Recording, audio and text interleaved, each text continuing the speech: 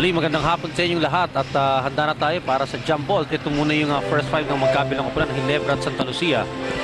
Well, makikita mo, Randy, sa simula ng ating laro, nung magsisimula si Vince na na-miss nila ng first half nung sa kanilang knockout game at they are hoping na itong si Vince will again deliver his numbers dahil pagpasok niya noong third, fourth quarter, halos hindi na ito nakapag-contribute. Well, he is the third leading scorer pagdating sa mga Pilipino ng Ginebra. He's averaging about 11 points per ball game. Well, this is the first day po ito ng best of 7 series. So this is the battle for third featuring Ginebra against Santa Lucia. Hodges, second time around the block para sa kanya. Yun ang pumasok na. At mukhang si Henry James ay apektado pa rin ng kanilang huling pagkatalo. At talagang challenge kaagad siya ni Hodges. Kailangan maging aktibo sa depensa. Yung malalaki ng Ginebra San Miguel, nangunguna sila sa shot blocking capabilities. Pero hindi lamang naman pag shot block, ang pagdepensa sa ilalim. File against Hodges. Dalawang fake muna bago umangat. He has advantage. Isa pa para sa kay File. So, good for that for Ginebra and Santa Lucia. Iba na ang matangkad, Randy. Apat ang kalaban ni EJ doon. Pero namintis na yung tira. Siya pa rin nakakuha sa haba ng kanyang galamay. Napapanood na lamang yung mga defenders ng Santa Lucia. Yes, pumupukol mula sa labas. Alam natin, mas gamay niya yung tumitira mula sa loob. Ito samantala si Harencio. Harencio did not play very well in that game against Formula Shell last Sunday. Well, actually, nagsimula itong si Pido Harencio ay hindi nagsimula sa laro na yun. Usually kasi nagsisimula ito gaya ng ginagawa niya sa laro na ito. At ang pagpasok niya, hindi na siya nakasama dun sa flow of things. Gaya ni Vince na na-miss niya na yung usual na pwesto niya. Samantala may foul kagad tayo dito sa ating salpukan nito. Si Dennis Espino, kasamang Rado. Well, I think si Dennis Espino should play a key role dito sa kampanya ng Santa Lucia. Pero he himself, naggaling din ito sa injury. So in fairness to him, nahirapan din siya. Strip. Itong si Henry James and Hodges is open. Oh! Talagang hahanapin nila si James Hodges. Nasa realization ng mga taga Santa Lucia has an advantage over Henry James pagdating sa athleticism. Kaya naman tinatakbo-takbuhan lamang ito lahat ng malalaki ng Ginebra. Itong si Henry James ay mas finesse type na player kumpara dito kay James Hodges. Samantala, he's on. Wala, ando na naman si EJ File. Well, ito ang tamang gawin para kay EJ File. Malaki siya, walang makakasabay sa kanya sa Santa Lucia. So, tamang positioning na lamang ang kanyang ginagawa. And so far, sa 3 possessions ng Ginebra, lagi siyang nandun. At may 4 na puntos itong si EJ File. Samantala, De La Rosa, EJ File. Parang puno talaga to sa depensa. Napakahaba ng kamay. Well, halos isang blanca ang average itong si EJ File. Nakakota na kaagad siya doon. Pero hindi sila naka-execute sa kanilang transition play. Pero mananatili ang bola for Ginebra San Miguel. 4-all po ang ating score sa simula ng first quarter. Well, Hodges anticipating that lob going to Aquino dun sa fast break play ng Ginebra. Harencio against Boyd Fernandez. 4-all is the score. This is the battle for third between Ginebra San Miguel and Santa Lucia. Harencio, Aquino against Espino. Bongga Vincent traveling on Marlo Aquino. Oh, that was a good call. At kitang-kita yung paghakbang nitong si Aquino. Somehow ay inaalintana siya nung magandang depensa ni Espino. Hindi na gumalaw si Espino doon. At hinayaan na lamang niyang si Aquino lumusot doon. Pero ang paglusot ni Aquino, traveling nga. So, hindi po nagalaw ang ating score. 4-all pa rin. At pero makikita mo, somehow ay handang-handang mag-shoot itong dalawang kupunan na ito. Kapwa pagkahawak ng mga player, saring kaagad ang tingin. At mukhang focus sila. Yun yung objective nila dito sa buong laro. Nawala ng bola ng Santa Lucia. Harencio 2-on-2 against Boyd Fernandez. So, defense there by Boyd. Pero foul called against him. Well, nasa backward player itong si Pido Harencio, even playing as the point guard. Pero nandun na siya sa harapan. Challenge niya itong si Boyd Fernandez. Alam niya, mas malaki yung kanyang katawan. Yun ang napapansin natin, Randy. Talagang mukhang ring lang ang tinitingnan itong mga players ngayon. Hindi pa nakatingin sa balikan. Hindi tumitingin sa tagiliran, ha? Pasok ang unang free throw nitong si Pido Harencio. As you see, Coach Sonny Jaworski na naka-6 na puntos. Actually, 2 3-point bombs nung first quarter nung knockout game. Pero hindi na siya bumalik sa action. Sayang yun. Oo, at marami na nagtanong bakit daw hindi bumalik si Coach Sonny Jaworski at the time that has hit 2 3-point shots.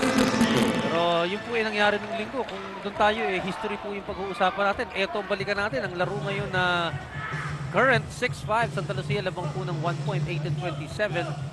Well, kung kasaysayan ang gusto mong pag-usapan, Randy, last conference, ito pong Ginebra was knocked out by Alaska. At doon sa laban nila for third place, tinalo sila ng sister team nila na San Miguel Beer. Eto, na-knockout din sila via a knockout play. 1 second to go. Hindi na nakita ni Vince Season. Masyado na malayo pinanggalitan niya mula doon sa midcourt at hindi na nakaporma. But pagkagantong third place game, Rado, ano, sa tingin mo normally ang reaction ng mga players, pareho na silang tanggal sa championship, nakakabawas ito ng konti in terms of intensity? Well, dati siguro, kung best of 7 ng championship dati, nag-best of 5, nag-best of 3. Ngayon, isa na lang ito, rubber match na ito kung sino ang mananalo. So, somehow, na-eliminate mo ang posibilidad na hindi galingan kaagad ng mga teams at makikita mo yung nung mahaba ang serie, makikita mo halos fourth quarter na lamang nag-iigi. Not in this kind of series. No? Actually, single play na lamang ito. Talagang gusto rin naman lahat ng mga players na ito na manalo. Of course, may mga bonuses yan at yung pride na rin eh. Oo, nandiyan yung corporate pride at ang silbato ng mga referee. Bola ng Santa Lucia pagkatapos mawala ng espasyo ni Vince Season. 9-5 at Santa Lucia lamang po ng 4 na puntos, 7 kalahating minuto dito sa first quarter. At itong Santa Lucia, hindi pa nakaabot sa finals ang Santa Lucia Rado. Oo, at third place na pinakamataas na abot nila. Pero pangatlong beses nilang gustong makuha yung third place na yan since pumasok sila noong 1993. May foul si E.J. Pyle. Oo, ito yung play na yun. Yung kaliwang kamay yan. Bakit mong makikita eh. Bakit makikita tinutukod ni E.J. Pyle. Sabi niya, nakataas daw yung kanan niya pero yung kaliwa niya. Tumutukod sa balikat ni Espino eh. Matalas yung mga referee ngayon, ha? Espino nasa 4.5 meter line. Si Dennis Espino po ay second leading scorer for Santa Lucia. Shooting 12 points per ball game. At mula sa free throw line, he's averaging 64%. Hindi kataasan yan and he has to improve itong si Dennis Espino from that line dahil malimit mapunta dyan yan. Yes, and we're glad to see Dennis Espino without the brace or band sa mekanang siko niya. No? Yung mga games na na-cover natin Rado, napupunan mo lagi, nahihirapan siya kasi yung shooting arm niya ay may benda sa mekanang siko. Oo, at somehow nakaka-distract pa sa kanya. I think iniinda pa rin niya yung kanyang injury doon pero inalis niya na, ilelesen niya na yung distraction. Nakakapabigat din minsan yan eh. Oo, at second game na wala na ata yung brace niya or band. Samantala De La Rosa couldn't get it to drop for him yung kanyang 3-point attempt. Etong Ginebra, tumatakbo na naman. Let's see, he's on behind the back dribble. Binigay niya kay Marlo Aquino. The short stab is in for Marlo. Oo, na-realize ni Marlo Aquino isang laro lang ang makukuha niya dito sa battle for third place. Unlike yung kanilang mga kalaban, at you see another basket. Oo. Yung mga kalaban niya sa top 10, may mga taga-Alaska, merong mga taga-Formula Shell. Kaya naman, kung habang makakatambak siya, makakalamang siya, lalo pat ang nearest na kakompetensya si Benji Paras going to the finals. Johnny Abarrientos and Jojo Lastimosa sumusunod pa. Kaya mahigpit ang laban. Si Aquino has to nail some points. Actually, a lot of points dapat para maiungos niya. At least statistically, ang kanyang pangunguna dito sa komperensya na ito. Pero tumatambak na ang Santa Lucia dito, Randy. 7 na kanilang kalamangan. Mukhang mas relax sila. At ang Ginebra, mukhang nagdurugo pa ang puso. Parang lang pagkatalo. Parang tensyonado pa sila. No? Yung kami yung pasok. Miski si James, tignan mo. No? Parang tight. No? Tight yung Well, especially James. Ang fans ng Ginebra expected a lot from Henry James. At siya pa yung na-involved doon sa last play. Siya yung nakawala ng bola. So I think kung itong si Henry James, dalawa lang yan eh. Either makabawi siya o mag-rare talaga siya na bumawi sa larong ito o tuluyan siyang maapektuhan ng downfall nila. Well, iliskoran lang naman siya ni Chris Jackson sa may baseline at arangkada na itong Santa Lucia. 16-7, 5:58. Here's Mido Harencio playing point para sa Ginebra. Nakapula po ang Ginebra San Miguel at nakaputi ang Santa Lucia Realtors. Quezon. Kumambyo, tumusod sa gitna at nanakaw pa ni Jackson. Hindi, bumalik ang bola kay Hison. Pampaganda pa. May foul na kasama. Well, kanina pang gusto ni Vince Season mag-slash sa loob. Finally, nawala pa yung bola pero naging 2 puntos din. Okay, meron po tayong timeout.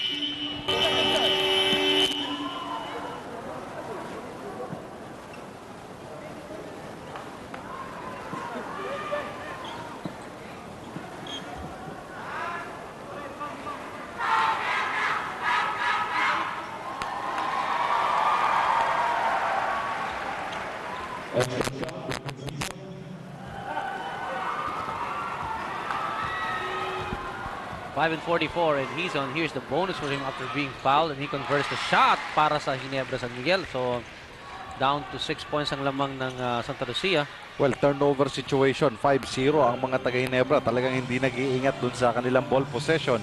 At big move on the part of Coach Sonny Jaworski. Playing all Filipino sila. Si Locsin pumasok for Henry James na hindi pa nakakascore sa quarter.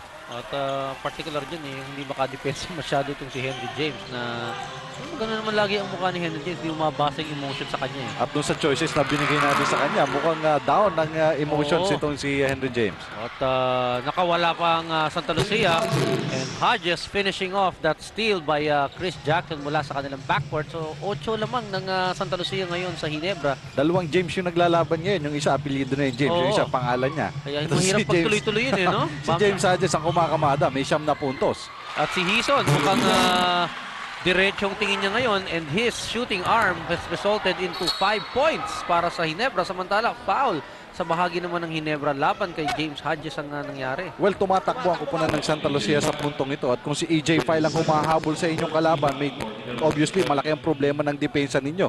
Dahil si EJ File dapat siya yung pinakamabagal tumakbo. Pero siya ang nauna doon at hinabol niya talaga si James Hodges na nasa free throw line niya. Pasok yung kanyang unang tira.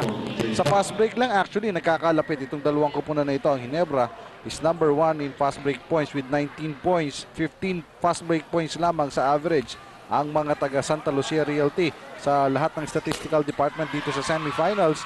Anong semifinals, rather, number 1 lagi ang Ginebra San Miguel at pang-5 lagi itong mga taga Santa Lucia. So learning from those numbers, itong Santa Lucia pinipilit tumakbo at yun na yung pinakamalapit at ngayon nakakalamang pa sila. Ito na naman si Jackson, umagaw na naman kay Vince Hison. Yung hand defense ni Jackson, patente na. Oo, kahit malaki yung katawan, talaga mabilis din naman kanya kamay. May basket pa si Espino. At ang laki na nito, Randy, 9 na puntos ang kalamangan ng mga Realtors, 21-12. At yung focus na hinahanap natin, mukhang dito nila nakita medyo huli. Pero sa third conference, ay sigurado dala-dala na yan. Plus, kung mananalo sila ngayong gabi, ay yung third place sana. Actually, itong Santa Lucia, nung pang isang Martes nakapahinga to after that game against the Tender Juicy Hotdogs. And once again, Chris Jackson denying Hison the shot. At talaga gaya ng binanggit mo, may patent na, yung mabibilis na kamay nitong si Chris Jackson. Dati-rate, yung malalaking may mabibilis ng kamay, si Bong Hawkins lang yan. Pero ngayon, itong si Chris Jackson, makakatapat na ni Bong yan. At itong si Hison, mabilis din ang kamay pagdating sa birada. Malapit si Diguzman, binirahan kagad. Oo, yung kamay, pwede mong gamitin, defensively or offensively. Ayun, sa depensa, ginamit ni Hison. Natapik niya yung bola, pero mananatili sa Santa Lucia. Yung maalala nyo, si Hison yung nakashoot. Siya pa yung unang-una sa depensa ng Ginebra sa kabilang dulo. Yan, yung pagpapakita nga ng problema ng depensa ng Ginebra San Miguel. Mukhang mabigat ang mga balikat eh. Here is Gamboa. Oh! Ho, ho! Si Aquino, nagmadali na sa second shot itong si Arthur Gamboa. Well, rookie sa rookie at pinakita ni Marlo Aquino kung siya ang hari sa mga rookie. Kahit sa mga veterano nga, naghahari pa. Kaya hindi ka pwede tumira sa akin yan. At sabay na sabay silang pumasok dito sa PBA taong 1996 po. Yan po yung current year. At ito si Marlo leading the players in terms of statistical points and Hodges will be called for that foul. Well, ito, makikita muna natin yung Blanca. Kahit umay... Abot na. Ang linis nun. Oo. Isa pa, pero... Nagpadali na rito, pinatubira na kagad eh. Na. Pero kanina natawagan ng handshake foul itong siya. Sinasabi niya, forearm yung ginagamit niya. Pero kahit forearm yung gamitin mo, kailangan hindi mo ma-impede yung movement. Eh, kitang-kita naman. He's on with a Hisoner. Oh boy.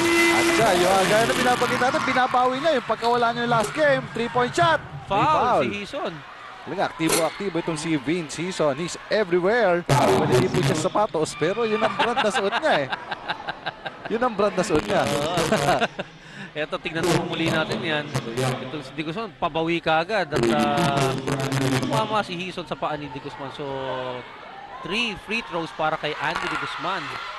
Well, binabanggit natin at the start of the ball game, Randy, welcome development nitong pag-angat ng laro nitong si Andy Diguzman, lalo na dito sa semifinals. Dati-rati halos mahirap na hirap sa mga playing time ito. Ngayon, he's averaging 8 points. At actually, kaya nahila yan. Dito sa semifinals, suma-average yan ng more than 10 points per ball game. Pero nung elimination, gaya ng binabanggit mo, nagka-injury yan, halos sa konting minuto lang nakukuha. So nahila pa baba yung mga puntos. Pero otherwise, isa ito sa mga matataas na score dito sa semifinals. Sapal na naman!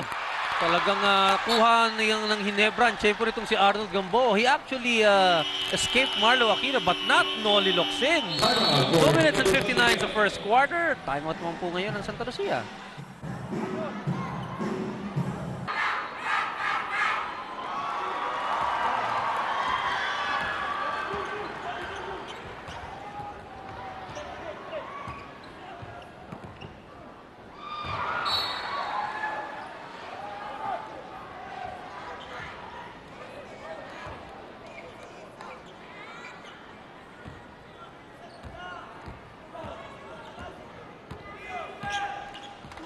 Points ang lamang ng Santa Lucia sa Ginebra San Miguel at kaya meron play na to, meron na namang turnover ang Ginebra Rado. Oo, at actually itong pero si Marlo Aquino umaangat na yung kanyang laro. Gusto na rin magbawi. Ang itong nangunguna sa mga rookies sila dahil dun sa kanyang so performance nung knockout game na yan. But still makikita natin Santa Lucia ahead. Mas aggressive sila pagdating sa opensa dito sa kanilang execution ng first quarter. Locsin, his first try, umawa naman pa loob. So the lead cut down to 6, 2 minutes and 11 seconds. Here is Boyd Fernandez. Jackson now met up high by Locsin. Hodges against Wilmer Ong. Tira ni Hodges, umawa sa loob at tegang, meron pang foul na nakita. Counted out, sabi ng ating referee. At may foul pa si Wilmer Ong. Itong si Hodges kanina pang tinutuya ang depensa ng mga taga Ginebra San Miguel at na-release na at pero may continuation na foul na ibinigay at si Wilmer Ong ang tatawagan. Si JV Gayoso first time in the ball game, papalitan muna ang ay kaligya at aktibong si Vince Sison, top scoring for Ginebra with 10 points so far. Ito naman si Hodges, umiscore ng kanyang bonus free throw, meron na itong 13. Oo, samantalang yung counterpart niya, si James na nakaupo sa bangko, wala pa po contribution offensively for Ginebra San Miguel. 28-19 in favor of Santa Lucia ang score. Gayoso, first aim, first crack, first miss for JV Gayoso. Boyd Fernandez, patalbog kay Gamboa! Traveling! Oo, nagulat dahil yung pagkatanggap niya, malimpa at kailangan niyang i-adjust. Traveling na yun, dalawang hakbang. Sayang na pagkakataon dahil clear lane na yun to the basket for Arnold Gamboa. Still looking for his first 2 points dito sa laban na ito. 28-19 lamang po ang Santa Lucia. Parang dinadaga ito si Arnold Gamboa sa puntong ito. Aquino, layup niya, wala! Walang sinabi si Arnold Gamboa doon. Gustong bumawi ni Arnold Gamboa doon sa harapang sapal sa kanya pero na off balance pa si Gamboa. So Marlo Aquino rolling down his 4th point dito sa first quarter. So kanina isang pop-up jumper and Noli Locsin. Talagang ayaw palusutin sa pintuan. Itong si Chris Jackson, number 1 on Noli Locsin. Just a minute and 16 remaining sa first quarter. Penalty na ang mga taga Ginebra San Miguel. Well, throughout the conference, Randy, itong mga taga Santa Lucia sa pagkawala ni Jun Limpot, naghahanap ng leader, pero habang nakikita natin itong mag-ama. Interesting faces dito sa Cuneta Astrodome. Kahit yung pinakapopular ay nanonood ng popular, pinakapopular na libangan sa Pilipinas, ang basketball. Yan po si Dolphy at ang anak niyang si Van Dolphy nandito, nanonood.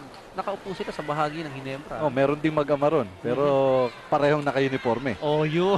At hindi nagpapatawa yung dalawang yan. Seryoso yan. Seryoso.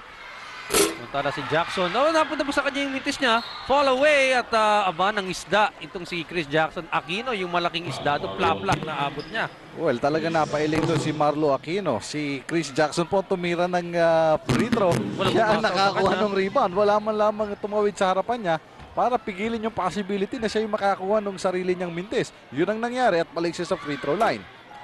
At itong si Chris Jackson, mangintab-ngintab na po. May 4 puntos na ngayong hapon at lamang ng Santa Lucia ay 9. Well, si Chris Jackson, isa rin niya sa mga naging kandidato sa pagkawala ni Jun Limpot. Kung sino magiging leader dito, at least ang mga lokal. Pero si itong si Chris Jackson, bata pa to play that role. Only a second-year player itong si Chris Jackson. At ang concentration nito ay sa depensa Kaya yung sama-sama sa kanya mga kakampi, minsan hindi niya na nagagawa. Hindi nakabirado ng maganda itong si Ong sa loob. Locsin, another jumper mula sa labas. Not this time, Arnold Gamboa. Anticipate niya yung talbog ng bola. Takbo po ang Realtor Series Hodges. Pero nabasa ni Gayoso yung pasa sa loob para kay Hodges. So 46 seconds remaining dito po sa first quarter. Lamang ang Santa Lucia ng 10 points, 31-21. All Filipino ang Ginebra. Si James pinaupo muna kanina ni Coach Sonny Jaworski. Meanwhile, here's Andy De Guzman. Ginugulo ni JV Gayoso. Andy. Spread out offense. Let's see what Jackson will do against Locsin. 6 seconds. Ginugulo ni Locsin. Maagawan ng bola. Agawan pa rin. Naagaw na nga ni Locsin tuluyan. Good defense and hustle provided by Noli Locsin. Hindi tinantana ni Noli hanggang hindi niya nakuha. Alam mo yun yung mga play na nagpapasigla sa kakampi mo Yung hindi ka bumibitaw sa depensa at hanggang sa matuluyan mong maagaw yung bola. Ginebra will waste some seconds here. 10 seconds sa kanilang shot clock. Only 11 sa game clock. So may konting diferensya. 3-point shot ni Pido. Wala. Hodges, 6 seconds remaining. Ito si Fernandez. Nakatingin sa orasan. Binigay kay De Guzman. Fumake minsan. Tumira. Tignan natin. Hindi pumasok. So tapos po ang ating first quarter. Okay. Para Malabagan po ang bisita natin dito sa loob ng Cuneta Astrodome at nakausap niya at nagpo-posing pa kasama si Coach Sonny Jaworski ng Ginebra Rado. Oo, nakita rin natin yung ambassador natin to the UAE, si Ambassador Roy Sinieres na nagpagod din ng gusto para dito kay Sara Malabagan. At ngayon po ay nakakasama natin dito matapos yung kanyang kapighatian doon sa ibayong dagat ay dito naman somehow malaki na rin yung pinagdaanan itong si Sara. Batang-bata pa ito kaya kita mo naman yung payo sa kanya ni Coach Sonny Jaworski. Kailangan na magpalusog ito dahil mahaba pa ang buhay para sa kanya. Na technical foul po itong si Henry James dahil dire-diretso sa loob Rado at hindi nag-report. Hindi nag-report. At dagok na naman ito sa Ginebra San Miguel. Free throw si bibigay kay Andy De Guzman. Nung first quarter po, hindi kasinong minuto ang nakita nitong si Henry James. Kaya naman wala pong puntos itong naitala. 10 tuloy ang kalamangan sa kanila ng mga taga Santa Lucia. 31-21. Pagdating sa local scoring, si Vincison ang nanguna. Pero yun na nga lang, yung 10 puntos ni Vincison, wala nang sumuporta rito. At si Henry James ay nag-report na si Wilmer Ong ang kanyang papalitan. Pero after na makashoot ng technical free throw ang mga taga Santa Lucia.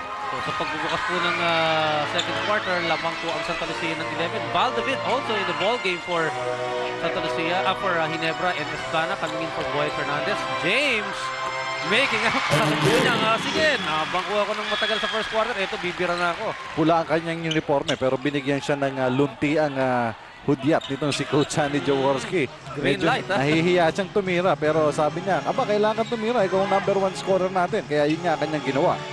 Ito na yung tandem nila ni Valdavid. Esplana nearly losing the ball. 4 seconds para makatira. De Guzman, tapal na naman. Oo, at laging nandun ang depensa ng Ginebra San Miguel. Only 1 second, Randy, sa shot clock ng mga taga Santa Lucia. Kailangan mabilis ito. Nung ito, makikita mo, magsasarado ang pinto. Tingnan natin kung gaano kabilis nila gagawin. Yung po yung tapo na ginawa ni Marlo Aquino. Eto, mabilis na wala at buti na ng 24. At wala na. Hindi tumama ng ring yung bola. Kaya turnover, pabor sa Ginebra. Well, mga numero, Randy, nung first quarter, hindi kasi nung madami ang assist ng dalawang koponan. Santa Lucia, bahagi nakalamang with 4 assist. 3 lamang sa Ginebra San Miguel. Pero ang ginamit ng Santa Lucia would be their fast break offense. May 6 silang puntos dyan ng Ginebra, hindi man lang nakatakbo. At sabi mo nga kanina sa simula, ang Ginebra averaging close to about 19 fast break points and good fake by JV Gayoso. At yan, dikit ang bola. Well, bihirang occurrence ito, Randy. Usually, pag tumira ka at sumingit, jump ball yan. Pero may foul na tinawag at kasabay nung pag-release niya ng bola, mananatili sa Ginebra San Miguel yung bola. 2 free throws, ibibigay kay JB Gayoso. Naramdaman niya na dumikit na yung katawan nitong si Andy De Guzman sa likod niya. So, nag-turn around ito. Dikit na dikit. Alam niya nandun na yung foul, pero hindi niya nakuha yung 2 points. Nasa free throw siya, pumasok yung una. Chopping the lead to only 8 points. Sa pangalawa, nagawa pa rin itong si JB. JB Gayoso, first 2 points niya, he's averaging 7 points per ball game. This is the battle for third between Santa Lucia and Ginebra. Esplana against David. Hindi makapitalize si Esplana yung matchup nila sa low post ni Valdavid. And offensive foul on Andy De Guzman. Well, naglabas siya ng kanyang kaliwang braso ron. Siya pa yung off balance. Dahil matigas ang katawan nito si JP Gayoso. Ika nga, hindi bumigay dun sa kanyang hawi. Napaupo pa tuloy itong si Andy De Guzman. Pero the things are going now, Randy. 7 lamang ng Santa Lucia. But this is a high-scoring ball game na pumapabor sa laro ng Ginebra San Miguel. Oo, Ginebra actually sa semifinal. Uy, ang ganda naman. Oh! He misses! And another foul against Andy De Guzman. Titingnan natin, ang tatawagan would be JV Gayoso. JV Gayoso. Double black eye para sa kanya. Well, tignan natin ulit yung play. Nalibre siya rito. Libre-libre. Kaya nga namintis siya, libre-libre. At sa tulakan nila, siya ang nakakita ni referee. Nag-i-initiate ng contact laban kay Andy De Guzman. Nakalabas ka pa yung kanilang mga baraso, pero ika nga, siya ang nahuli. Siya ang nahuling may tinapay. Hodges. Tahimik dito sa bahaging ito ng laro. 10 minuto, 20 segundos.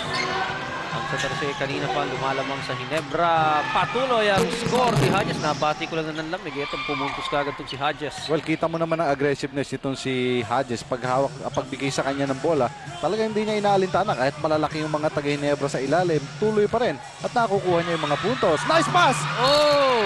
Fouled by Andy De Guzman. Pero sabi mo nga, nagsimula yan doon sa pasa ni Val David.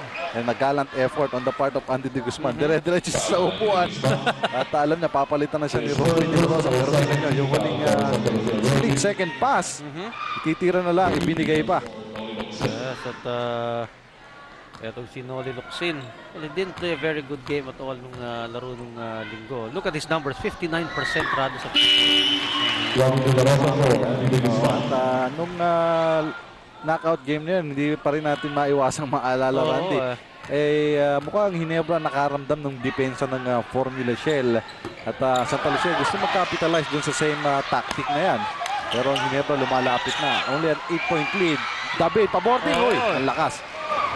Si David, muntik-muntik na. Well, he played good game the last time around, in fact scoring 14 points, but ito si Falca Santos, ito pag Ginebra kalaban ni Falca Santos, maganda rin ang bira nito eh. Oo, dahil ito may kataasan si Falca Santos pero may kabilisan ito.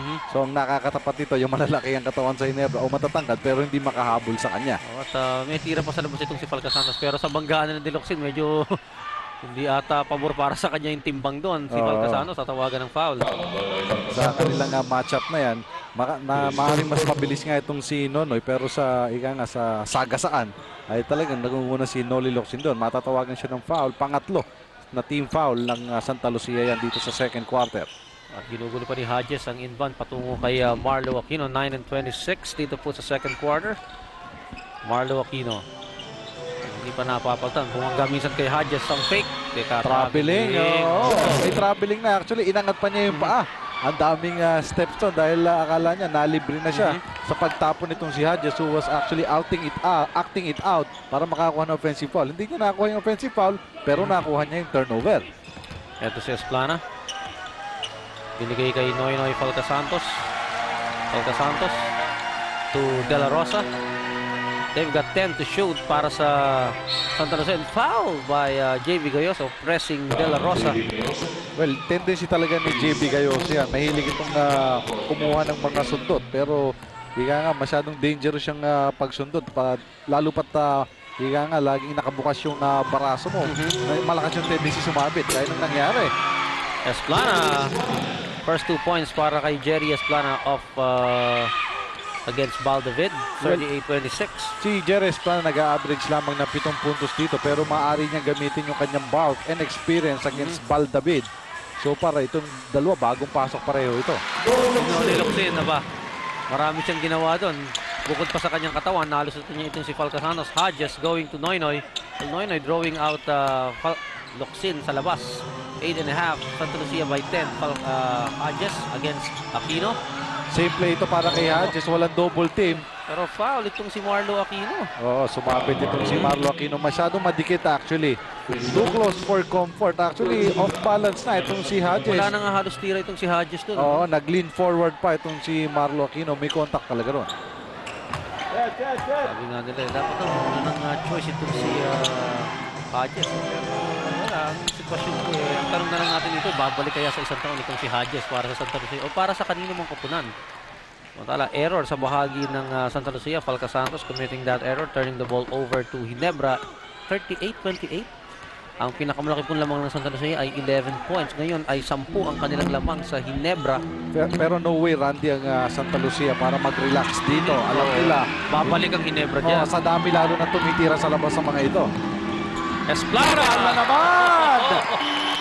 Alam mo, walang kadala-dala dito sa ano. Akala nila hindi hahabol si James at si Val David, and Esplana rejected. Magandang numero rin siguro mamaya for Ginebra San Miguel. Well, Tingnan natin we were mentioning, Randy, habang nakita mo, bagong angulo ito sa ating camera. Sapal na naman yan. Ang Ginebra may pinakamataas na average sa shot blocks. 5 ang kanilang team average. Pero dito, first half pa lamang, I think nakaka-4 na sila. So, palapit-lapit na doon. Samantala, Val David called for a foul. That would be number 1 on David and the 14th foul for Ginebra. Matala si Aquino, pagpapahingahin muna ni Coach Sonny Jaworski. Yung foul ni Val David kanina, maaaring offshoot ng sinasabi nating advantage nitong si Esplana. Pagdating sa karanasan ay marami-raming taon ng senior nito laban kay Val David. Kaya ito, i-isolate siya. Oh, yan yung kakatsin si Hodges. Esplana, bigay kay Jackson. Ang layo ng tres ni Jackson! Oo, pero the way Chris Jackson has been shooting those 3-point shots, lalong-lalo na dito sa konferensyang ito, makikita mo yung pinaghirapan niya na sa practice ang dami itong tinitira mula sa labas. Tala, hilbata ng ating referee. Merong tulak. James Hodges pushing off his man. That will be number 2 on Hodges. And pareho ng tig-apat ang team fouls ng Ginebra at Santa Lucia. Well, itong si Hodges, isa ito sa mga mga import na hindi nagreklamo ito pag pag natatawagan. Laro lang ng laro ito. Kaya naman, ito yung tamang attitude. Lamang sila ng 13 ngayon. 41-28. James against Jackson. Backing off. Muntik pang matraveling to. Parang bumakbang siya ron. Pero hindi pa rin pumabor para sa Ginebra. Sablay ang tira ni James. Hodges against EJ File. Tingnan natin magagawa. Mas malapad-lapad itong si File kay Hodges. Jackson. May isang tres na yan. Yung pasa niya napunta sa Ginebra. Val David. Kinambiyon si Esplana. Going cross-court to James. Wala yung tira. Pero foul itong si Chris Jackson. Pero makikita mo pa rin yung hesitation on the part of Henry James. So dati-rati kahit malayo-layo pa yan, ay hindi naman ito sanay mag-layup actually. Iiswala na yan eh. Pero kita mo yung pati yung takbo niya, no? Mabagal yung approach niya sa goal. At sayang din ang kampanya para sa kanya. Actually, a strong candidate for the best import. Pero ngayon, mukhang yung bentahe pumupunta kay Kenny Redfield dahil nasa final siya. Marami-raming laro at maraming puntos na rin.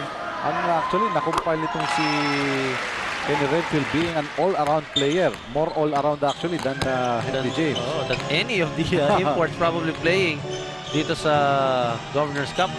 Here's the good matchup. Espino against Locsin. Prevailing ito si Dennis Espino. Well, na-realize kagad ni Espino ang kanyang bentahe ron. Mas matangkad siya kaya itinaas yung bola kahit malaki ang katawan ni Locsin. Lalong lumaki lang yung pagitan nila. They've gone a long way sa amateurs na agawan ni Esplana ang Ginebra. Esplana, tumuloy-tuloy. Hindi na kompleto at nakuha pa ni Val David yung bola para sa Ginebra. At Ginebra naman ang fast break. EJ File, dinukutan ni Jackson. Pero foul po doon si Chris Jackson. Again, ang mabibilis na kamay nito si Chris Jackson. Tinuturuan yung mga cutters ng Ginebra sa ilalim.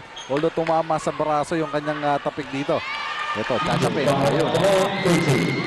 Si Jackson, he's 6 feet 4 inches. At well, of course, against EJ File, hindi mo pwedeng habulin ng bola na lang sa taas. Malaki to. Yung action niya, actually, hindi masyadong obvious yung contact na yun. Pero foul prone, nga. Yung isang malaking tama na nakakuha ng pass break pass, going for the basket. Nga pag hinataw mo yan, ay from all angles, talagang akala mo, tinamaan ng sandamukal kahit konti lang, gaya na nakita natin sa slow-mo. Laki pa ng mga galamay nito ng EJ File. At double lane violation. Not counted yun. Oo. So sayang yung mga free throws itong si EJ File. 12-point lead for Santa Lucia. May jump ball pa tayo sa gitna nating court. 60 minutes and 22 dito sa second quarter. This is the battle for third. Inuulit po natin sa inyo yung mga kadarating lang sa mga opisina na nagmamadaling makapanood ng PBA. Ginebra versus Santa Lucia at napag-ugian ng Santa Lucia ang bola. Well, at the start of the ball game, Randy, binanggit din natin na 3-0 ang sa labanan ng dalawang kupunan na ito. Favoring Ginebra sa kanilang head-to-head encounters dito. Pero mukhang binabaliktad ng Santa Lucia ang kwento. Lamang sila ngayon ng 14 with that turnaround jumper nitong si Dennis Espino. 45-31 na po ang score. And ito naman, sa kabila yung matchup, Locsin versus Espino. Good fake there by JV Gayoso. Maganda yung fake niya. Oo, at naging patient siya ron. Dati-rati pagbigay sa kanya sa Papap labas, kaagad. tira na kaagad.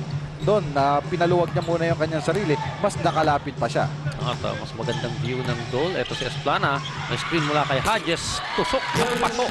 Kanina pa nangungursunada itong si Jerry Esplana ng kanyang mga tira sa labas. Mas gusto yata nito, mas malaki yung kanyang bantay. Kanina si Baldavid, mukhang naiilang siya. James. Ayaw pumasok ng kanyang patres. Esplana. Mukhang ganadong-ganado. Tinapikan ni Locsin mula sa likod. At balik ang bola sa Santa Lucia. Samantala, meron tawag ng timeout. Ginebra San Miguel po ang timeout. Lamang ang Santa Lucia ng 14. Kami po'y mababalik. 47-33 at alam niyo po sa Biyernes ang first game po ng ating Twin Bill will feature the Milo Best Small Basketeers Philippine Tournament. Before the Alaska Shell game number 2, it will be Xavier School versus Lourdes School, Quezon City. At maganda pong panoorin yan, no? Yung mga bata, makikita natin ang hinaharap ng Philippine basketball dito po live sa VTV IBC 13 sa Biyernes yan. Oo, bago yung second game anong ating championship series, Randy.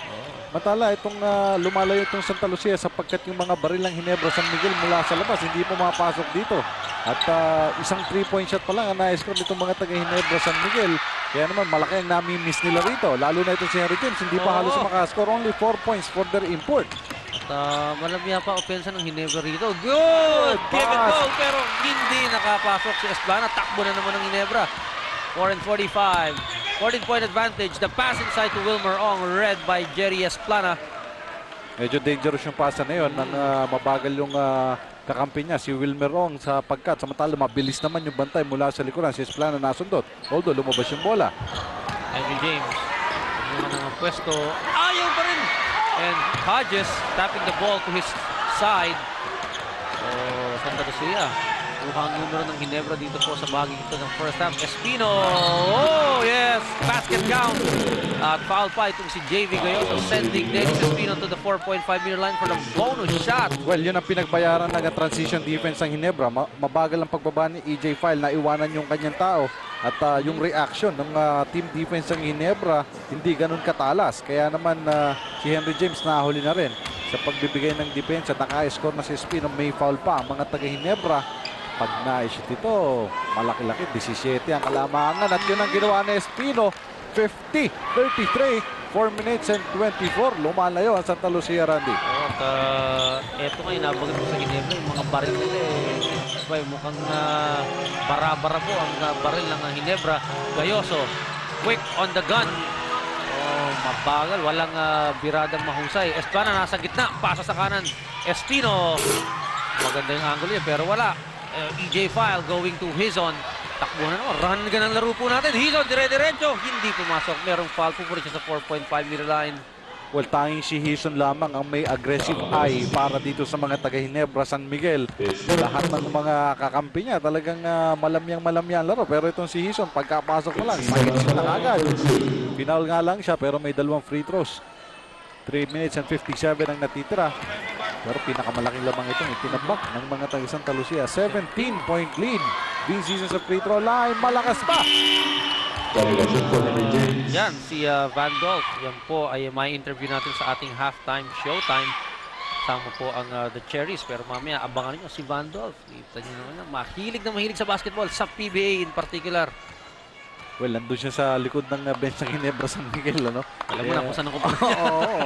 At nung knockout game, nakita ko nito, nanonood din doon si Bandol dyan sa knockout game na yan. And obviously, doon sa nag-knockout, Ginebra lang yun nandito. Ang lamang po ay 16 para sa Santa Lucia. 3 minuto, 45 segundo. Esplana, magandang bitaw ni Jerry Esplana ngayon pong araw na ito. Well, kanina pa nga ginagamit ni Jerry Esplana yung mismatch sa mga backward players ng Ginebra. Si Baldavid kanina, ginagamit niya yung kanyang laki ng katawan. Ngayon namang si Hison ang katapat niya, bilis ang ginagamit niya.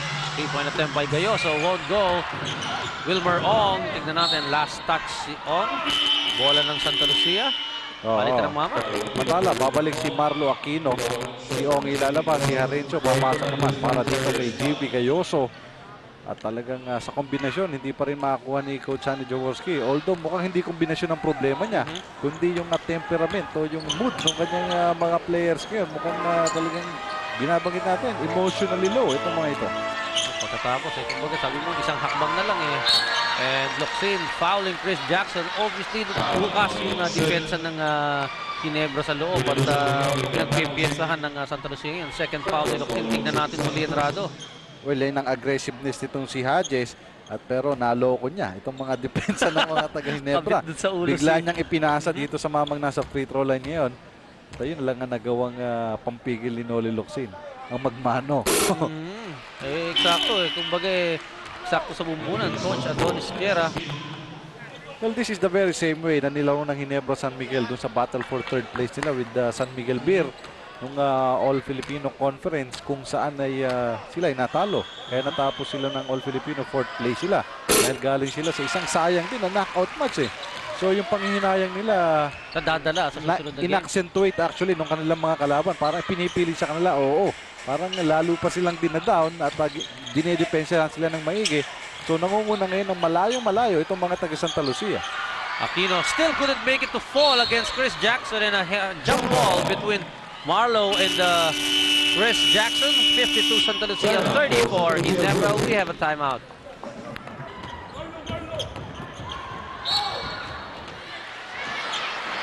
Well, Ginebra fouling Santa Lucia in desperation dito sa second quarter. That's the third on Noli Locsin. The lead is 18 points favoring Santa Lucia. Well, sa quarter na ito, Randy, 13 points pa lang ang nai-score ng mga taga Ginebra San Miguel. Kabaliktaran sa mga taga Santa Lucia na nakaka-21 puntos na. So sa quarter pa lang na ito ay walo na ang kalamangan plus the fact na lamang sila ng 10 puntos nung first quarter of play. Habang nakikita nyo, lamang sila ngayon ng 19. Hindi pa rin masaya si Coach Adonis Tierra. Matalang nakikita natin ditong would be the scoring for the local sa Ginebra San Miguel. Pinakamataas na nilang na-score dito sa quarter nito ay 4 points. At si Gayoso yan na naka-4 sa quarter na ito. At itong si Henry James na nagdag din ng kanyang 4. All his 4 points dito lang sa quarter niya ito ni-score. Well, Henry James spending most of his time right in the bench of Ginebra San Miguel as you see that jumper by Pido Harencio. One fake. 2 points na naman para sa Santa Lucia. Again, talagang sinasamantala ng mga taga Santa Lucia. Mabilis ang kanilang laro. Yung transition defense ng Ginebra, hindi nila maitayo. Talagang lagi silang nahuhuli at nagugulat sila ng pagtakbo ng Santa Lucia. Hison, tuloy-tuloy na si Vince. Hindi pa rin. Yung mga araw na ganyan, talagang siguro hindi lang papapor. Si De La Rosa, wow! 3-point shot mula kay De La Rosa. Well, 2 points lamang. Nakaapak itong si Romy De La Rosa, but still, makikita mo yung fluidity sa offense ng mga taga Santa Lucia. Relax na relax ang kanilang nilalaro dito. Kabaliktaran sa Ginebra San Miguel. Actually, yung mintis kanina ni Vince, hindi mo siya masisisi. Siya na ang top scorer ng kanilang kupunan. At nanggigigil na siya dahil he realizes na siya na lamang ang nakaka-score. Kailangan magtira pa siya ng maraming baskets. There's a foul from behind, probably on Andy Guzman or Boyd Fernandez. 2 free throws for Vince Season. Boyd Fernandez called for that foul. Kapwa na sa penalty na ang dalawang kupunan. 8-team foul para sa Santa Lucia yon. 7 na ang team foul sama ng Ginebra San Miguel. Si Vince Season na meron pong 11 puntos na sa first half of play. Only 1 point so far dito sa second quarter. Namintis pa niya ang kanyang unang free throw. Napapayo ko itong si Vince Season. Hindi siya makapaniwalang malapit malayo. Sumasablay siya sa tira dito. Finally, the second free throw coming in. Going in for Vince Season. Here's ito na naman. Lahat nakatalikod for Ginebra San Miguel. At sinasamantala ito ng matatalas sa mata ni Boyd Fernandez. Si Hodges mabilis naman bumaba. Hindi nila mapipigil ito ng isahan. 60-37, 23 na ito. nilulubog sa lupa ng Realtors ang Ginebra sa putong ito. Battle for third. Ano po ang binabugid natin sa kahalagahan ng tarong to. Harencio. Wala. Offensive rebound by Noli Locsin. Passing it to EJ File for the easy slam in. Well, nasa harapan na si AJ pa. Isip pa ito kung ilelea pa o idadunk niya. Buti na lamang na nahuli na rin ang depensa ng mga taga Santa Lucia. So naibigay yung 2 puntos sa Ginebra. But still, it's a 21-point lead for the Realtors. May screen si Jackson para kay Annie de Guzman. Jackson, he can pop from 3-point country. Oo, alam niya itong si Chris Jackson. May kabagalan si Fal. Hindi siya mahahabol sa labas. Pangalawang 3-point bomb na ito ni Chris Jackson. And what a second quarter for Santa Lucia. They've already scored 32 points dito po sa second quarter. Aquino over Chris Jackson, ha? Ginamit pa yung sigo. Kung hindi man braso yun. Jackson, kinakapa. Buo pa ba yung ipin ko? Marami nang nanakaw kasi itong si Chris Jackson pag binababa ni Marlo yung bola. 9 seconds na lang sa second quarter. Oh, Fernandez handing off to De Guzman for the reverse. At Hison tingin sa shot clock. Tapos ito.